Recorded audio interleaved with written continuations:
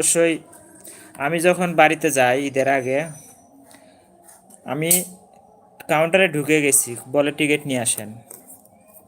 প্ল্যাটফর্মে ঢুকে গেছি, বলে টিকিট নিয়ে আসেন। টিকিট আনতে গেছি, বলে আপনি যান ট্রেনে গিয়ে টিকিট কাটবেন। এসে দেখি ট্রেন অলরেডি ছেড়ে দিছে। প্ল্যাটফর্মের সাথে 3-4টা বগি আছে আর কি, চাইলে আমি উঠতে পারতাম। চিন্তা করে দেখলাম যে না, এ তো রিক্সা যাওয়ার কোনো প্রয়োজন নাই।